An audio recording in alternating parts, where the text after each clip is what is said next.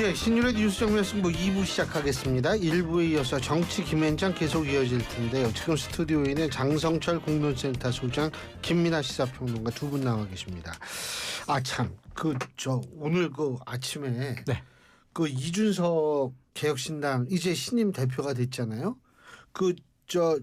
압수수색 받았더라고요.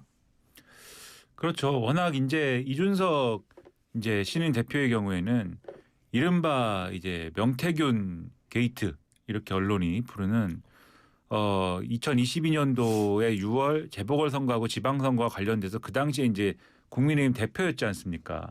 그때 예를 들면은 김영선 전 의원부터 시작해서 요 공천과 관련된 의혹에 당시 대표였기 때문에 연루돼 있는 거 아니냐는 의혹을 계속 받고 있지 않았습니까?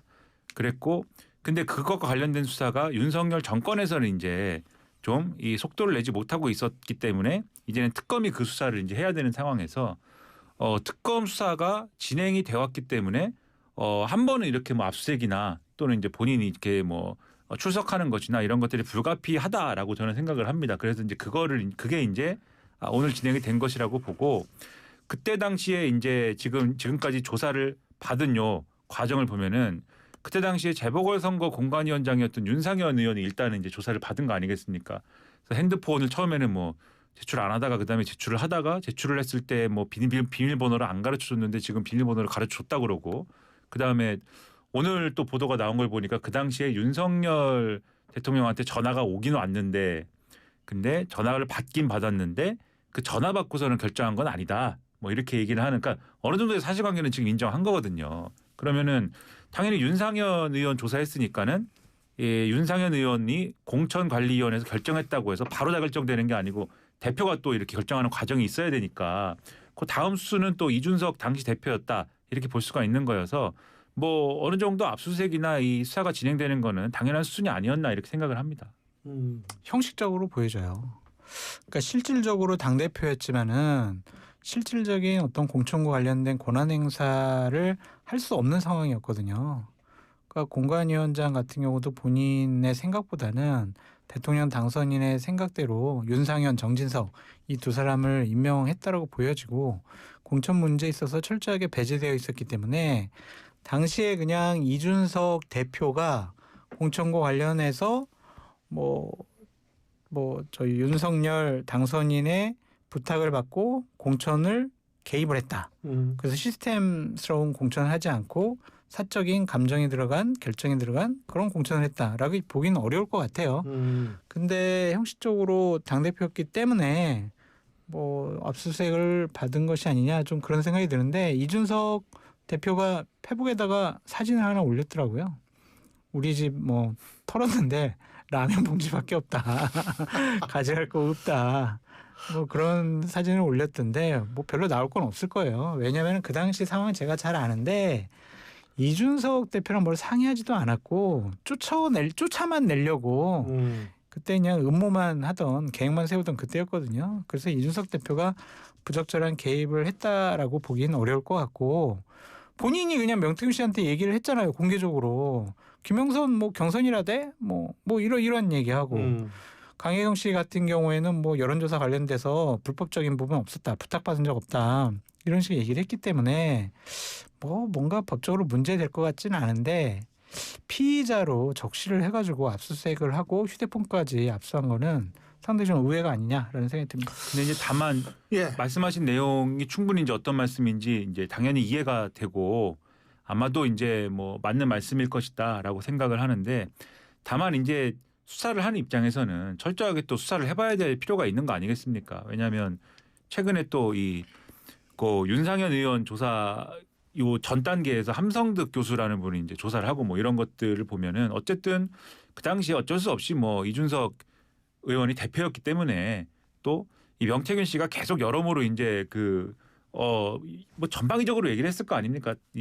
전방위적으로 얘기를 하는 과정이나 이런 데서 분명히 또 이준석 대표한테 그 얘기 전달했다 이런 식으로 하는 얘기도 있고 그런 얘기를 메신저로 하기도 하고 이러거든요. 그러니까 그러면 그거는 뭐였는지 등등에 대해서도 아마 수사를 하는 입장에서는 이거는 강제 수사를 한번 해봐야 될 것이다. 이렇게 판단을 해서 아마 압수수색을 했을 것이기 때문에 그런 부분까지 종합해서 이 수사의 결과나 이런 것들을 좀 냉정하고 차분하게 지켜보는 것이 필요하다라고 생각을 합니다. 지금 피의자로 적시했다는 겁니까? 네. 참고인이 아니라 피의자로 적시를 했다라고 하고 이 건과 관련해서 민주당의 반응도 상당히 좀 너무 과잉된 것 같아요. 국회에 뭐 체포동의안이 오면은 뭐 우리가 처리하겠다 이런 식의 얘기를 하고 있잖아요. 뭘 가지고 체포동의안을 뭐 국회에다가 특검이 내겠어요.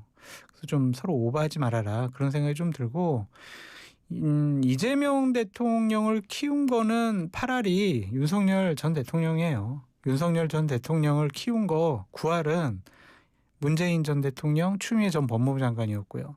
정권의 탄압을 받으면 뭐 정치적으로 더 위상도 올라가고 영향력도 늘어나고 뭐 그런 상황 우리 많이 봐왔잖아요. 지금 이준석 대표 같은 경우에는 지난번에 대선 때 기대하지 않은 그런 지지를 받아가지고 상당히 좀 침체돼 있었는데 이런 식으로 정권에서 탄압하는 이미지를 주게 된다면 오히려 더 존재감이 드러날 수 있고 어쨌든 개혁신당 차원에서는 정치보복이다. 탄압하지 말아라. 그렇게 좀 공격을 하고 있기 때문에 오히려 더 내부 결속력은 강화되지 않을까라는 생각이 듭니다. 근데 이제 개혁신당은 당연히 이제 그렇게 주장할 수가 있습니다. 뭐 이 야당의 입장이니까. 그리고 특검의 수사가 진행이 되니까 탄압이다 이렇게 얘기를 하는데 근데 또 이 사안에 대해서 관심을 갖고 지켜봐 오던 이제 또 유권자들 입장에서는 사실 이게 이재명 정권이 이제 뭐 사실 이 없던 수사 대상이 아닌 뭐 어떤 입장이나 이런 분들을 갑자기 이렇게 압수수색했다거나 이러면 사실 정말 탄압을 하는 건가 이렇게 생각을 했을 텐데 워낙 이전부터 윤석열 정권 때부터 이제 나오던 얘기지 않습니까? 그리고 그때부터 이 수사의 필요성이나 이런 것들을 계속해서 이제 얘기를 해오던 언론들이 지목을 해오던 사안이었기 때문에 그러니까 앞서도 말씀드렸듯이 피해갈 수는 없는 거거든요. 사실은 요거를. 그래서 그 전에 사실 이 사안이 명확하게 수사가 진행이 됐으면 이 정권에서 사실 이거를 가지고 얘기할 필요도 없는 건데 이 특검에 대한 거부권을 행사하고 이런 것들은 다 윤석열 전 대통령이 거부권을 행사한 거였고 이 지연돼 온 거잖아요. 수사들이. 그래서 이 정권에서 수사가 진행되고는 있습니다만 그리고 또 개혁신당 입장에서는 야당 탄압이다 이렇게 얘기를 하겠습니다만 뭐 요 정도 요 시점에서는 제가 볼 때 아직 국민들이 이것은 이준석 의원에 대한 탄압이다라고까지는 아직 할 만한 단계에 이른 것은 아니지 않을까. 다만 이제 앞으로는 이제 또 모르는 것이겠죠. 개혁신당에서는 이렇게 주장할 수 있겠죠. 지난번 대선 후보 TV 토론 때 이재명 대통령의 자녀의 부적절한 발언과 관련해서 막 심하게 공격을 하고 문제 삼으니까 결국엔 이거 가지고 나 이제 핍박하는 거 아니야? 막 이런 것들 계속 뭐 눈덩이처럼 많이 만들어가지고 핍박당하고 있어, 탄압당하고 있어. 그렇게 항변할 것 같아요. 윤상현 의원은 14시간 조사 받았다 그러는데 이분도 피의자죠. 근데 이분은 참 특이해요. 지난주 목요일인가 금요일인가 반성문도 쓰고 기자회견했잖아요. 네 정말 잘못했습니다. 막 이러면서 전한길 씨를 뭐 저 세미나에 불러가지고 여러 가지로 제가 당에 뭐 피해도 입히고 제 의도와는 다르게 여러 가지 오해를 받게 하고 그런 거 죄송하게 생각을 한다라고 반성문 쓰는 모습 막 보이더라고요. 그렇다고 해가지고 뭐 당에서 함께 이제 보호막을 쳐가지고 보호할까 뭐 그런 생각도 들고 특검에서 뭐 정상 참작을 받을 수 있을까 좀 그런 생각도 좀 드네요. 탈당 얘기도 나오는 모양이더라고요. 그게 이제 조경태 의원 이런 분들이 뭐 탈당해야 되는 거 아니냐 이런 말씀도 하는데 사실 국민의힘이 지금 중심을 잘 잡고 있고 그런 방향으로 예를 들면 윤석열 정권에서 일어났던 여러 가지 사안에 대해서 이미 반성한 지가 좀 오래됐다거나 그래서 특검에 대해서 거부권 행사하고 이런 것들도 잘못됐고 윤석열 정권에서 진작에 이거는 다 풀었어야 될 문제다라고 하는 입장이 분명했으면은 그러면 사실 이런 입장을 얘기하고 지금 뭐 이런 입장 전에 벌써 말씀하셨듯이 전한길 씨 이런 분들 사실 윤석열 이 전 대통령에 대한 탄핵이 부당하다라고 지금 주장하고 있는 이런 분들에 대한 관계나 이런 것들을 근거로 해서라도 그게 탈당이든 뭐 제명이든 또는 뭐 어떤 형식이든 간에 정치적으로 선을 긋고 이런 것들이 이미 가능했겠죠. 근데 지금 그런 것들이 이미 불가능한 국면으로 국민의힘은 들어와 있는 것이고 그런 불가능한 상황에서 이 탈당을 해야 된다라는 얘기는 일부의 어떤 그런 주장에 그칠 것 같고요. 오히려 전반적인 분위기는 비슷한 얘기들을 하는 국면으로 가는 것 같아요. 그러니까 윤석열 전 대통령의 탄핵에 대해서는 다시 한번 그게 옳았는지에 대해서는 다시 한번 생각해 봐야 된다. 이런 얘기하는 분들이 더 많은 분위기가 지금 전당대회 앞두고 형성되어 있는 것이 아닐까 이런 생각이 들고 그러한 분위기 속에서 윤상현 의원이 이제 지금 이렇게 수사를 받고 이런 것도 오히려 야 이것도 야당 탄압이다라고 하는 목소리가 더 큰 것이지 이게 우리가 과거에 이게 뭔가 이 문제가 있었기 때문에 이런 것들을 빨리 정리하는 게 필요했었어. 반성의 목소리로 가는 거는 별로 아니지 않는가. 그런 점에서 아직도 갈 길이 굉장히 먼 당이다 이렇게 생각을 합니다. 그런 식으로 되면 결국은 민주당 프레임만 강화시켜주는 거 아니에요? 그렇죠. 국민의힘 같은 경우는 더 움츠려들 수밖에 없고 상당히 더 그냥 예를 들면 극우화 아니면은 이상한 주장을 통해 가지고 정권을 계속 공격할 수밖에 없겠죠. 그래서 국민의 눈높이에 맞거나 민심에 걸맞는 개혁과 쇄신과는 점점 더 멀어지는 것이 아니냐. 왜냐하면 움츠러들면은요. 그냥 더 자기 주장, 내 편하고만 상대하려고 하잖아요. 그들을 하나로 뭉치게 하려고 하고 보다 더 넓은 중도층으로나 아니면 국민에게 다가갈 생각은 못할 것 같습니다. 그래서 참 걱정돼요. 많이. 아니 그 한 가지만 더. 최호 전 경기도의원이 지금 숨진 채 발견이 됐는데 이분이 그 2022년 6.1 지방선거 당시에 국민의힘 평택시장 후보였었다며요. 예? 그러니까 이 부분과 관련해서는 이준석 대표가 한번 얘기를 한 적이 있죠. 평택시장 관련해서는 뭐 김건희 씨가 좀 여러 가지 좀 공천 관련해서 배려해 주려고 했었던 것 같다. 뭐 이런 얘기를 했는데 이분이 결국에는 평택시장 후보로 공천을 받았고 대략 2% 정도 차이로 졌어요. 그러니까 원래 뭐 경쟁력이 더 셌다고 평가를 받는 공재광 씨가 받았으면은 오히려 당선되지 않았겠느냐. 그래서 이건 공천이 잘못됐다. 이런 식의 얘기가 있는데 이것에 대한 공천 개입 의혹에 대해서 이제 특검이 조사하고 수사하려고 한 것이 아니냐 이런 의혹이 있지만 특검에서는 뭐 소환 조사나 우리가 조사 계획도 없다라고 했고 이미 4월 29일경에 서울중앙지검에서 고 최호 전 도의원을 불러서 조사를 했단 말이에요. 그래서 별로 이것 가지고 이런 그 당시 평택시장 공천 문제 가지고 이분께서 이렇게 극단적인 불행한 일을 저지르지는 않았을 것 같아요. 저는 이 사건을 되게 크게 보는 이유가 있습니다. 당시에 2020년도 지방선거 때 경기도와 관련된 공천과 관련해서 상당히 흉흉한 소문들이 많이 있거든요. 거기서 이분도 대표적인 친윤 핵심 인사였어요. 그래서 그때 경기도당 차원에서 5명의 윤석열 전 대통령을 따르고 거기에 이제 힘을 몰아준 핵심 5인방이 있습니다. 그 5인방 중에 한 분인데 거기서 상당히 부적절한 일들을 많이 했다. 그런 소문이 있어요. 그것이 이제 오빠와도 좀 연관이 되어 있어서 결국에는 그 5분, 지금 이제 4분 남은 거죠. 그 4분들이 이 사건과 관련해서는 좀 소환 조사를 받게 되지 않을까.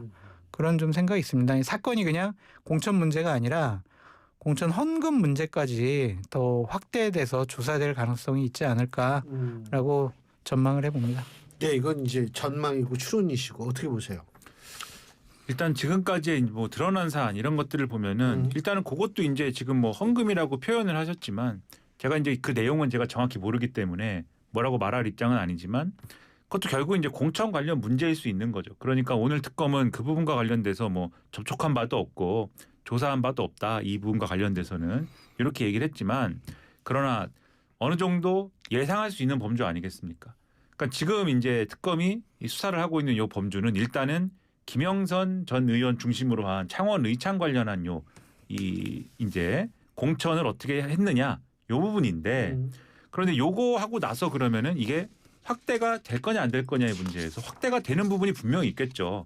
김건희 특검에서 이 분명히 요게 확대가 되는 부분이 있을 거고 가령 이전 상황이 사실 예고편처럼 있었기 때문에 기시감을 불러일으킬 건데 이준석 의원을 조사할 거지 않습니까? 이제 압수수색도 하고 그랬으면 이게 조사 안 할 거면 압수수색을 안 했을 거지 않습니까? 조사할 거니까 압수수색한 거잖아요. 그럼 불러서 물어볼 건데 이준석 의원 뭐라고 하겠습니까? 가서 그 얘기를 할 거잖아요.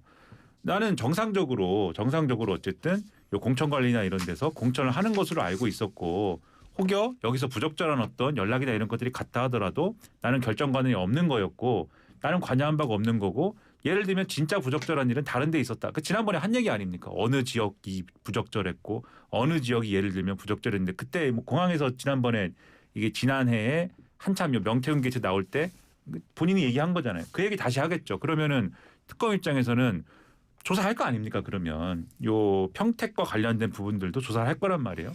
이런 식으로 이 수사는 확대돼 갈 것이고 그리고 요 조사를 하면 당연히 검찰에서 수사했던 부분도 넘겨받아야 될 것이고 그러면 당연히 수사를 받아야 될 것인데 이게 검찰에서 수사받을 때 상황하고 특검이 수사하는 상황하고 같겠습니까? 전혀 다를 거지 않습니까? 그런 것들을 생각을 하면 더군다나 지금 말씀하신 것처럼 추가적인 또 여러 의혹이 같이 엮여져 있는 거라는 것을 본인이 알고 있다고 하면은 아마 여러모로 이제 좀 이 비관적인 어떤 미래를 생각한 것이 아닌가 싶은 생각이 드는데 그렇다 하더라도 이렇게 스스로 이렇게 좀 부적절한 선택을 하는 것은 옳지 않다 이렇게 생각이 들고 수사에 최선을 다해서 응하는 것이 좀 이 상황을 마무리하는 데 있어서는 가장 좋은 선택이 아닐까 이런 생각이 좀 듭니다. 근데 그 또 이 지금 전당대회 이제 막 나오잖아요. 국민의힘 전당대회. 근데 뭐 친윤파와 개혁파로 나뉘었다. 뭐 일설에 의하면 또 이게 뭐 친길 반길 뭐 별얘기 다 나오는데 어떻게 보세요? 망했죠. 아니 전당대회가 너무 담담하게 말씀하신다. 전당대회가 국민의힘을 변화시키겠습니다. 바꾸겠습니다. 쇄신하겠습니다. 개혁하겠습니다. 국민의 사랑받는 정당으로 거듭나게 하겠습니다. 이 경쟁이 되어야 하는데 저는 전환기 씨 유튜브에 출연할 건데요.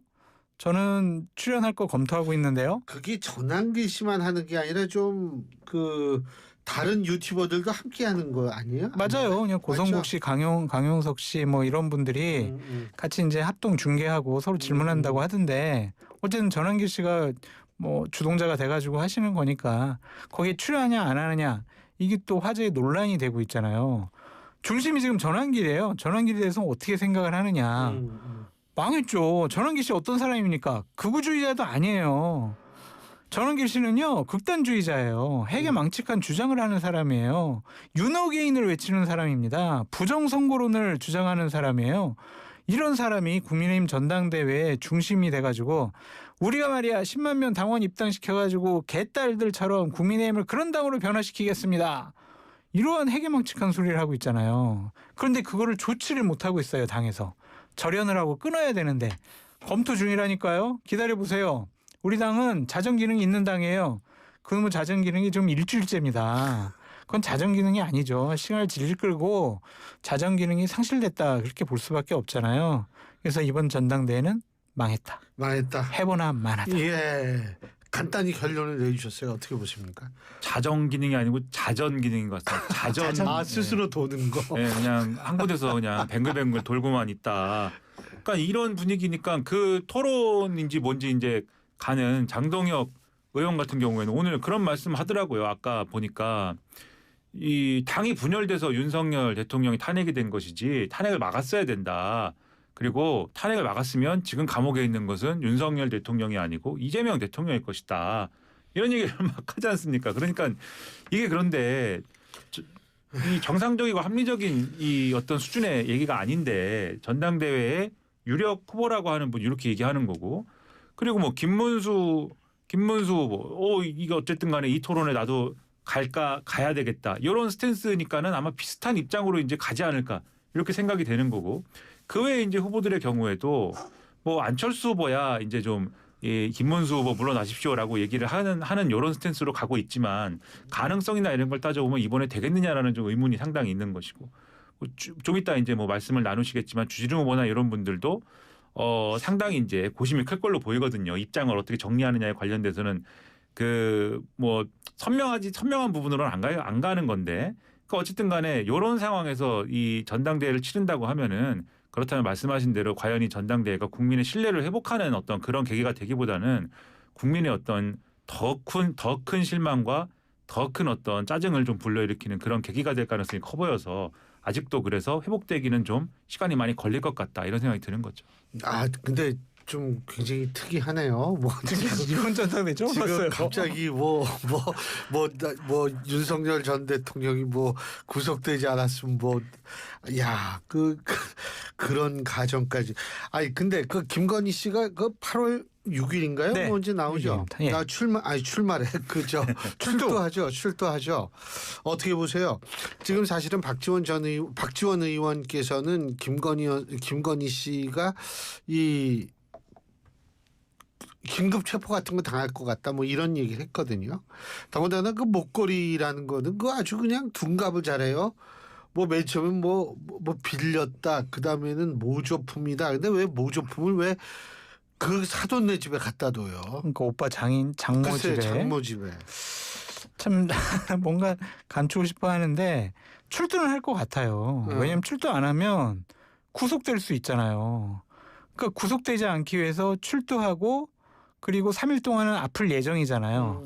그다음에 다시 출두하겠다. 3일 후에 출두하겠다. 이런 거잖아요. 그러니까 목표가 있는 것 같습니다.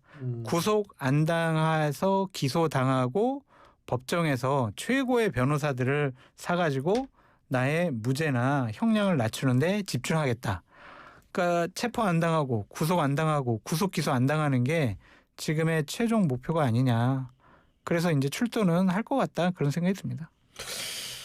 김건희 씨가 글쎄 뭐 그 변호사가 마술사가 아니서 모르겠어요. 어떻게 보세요?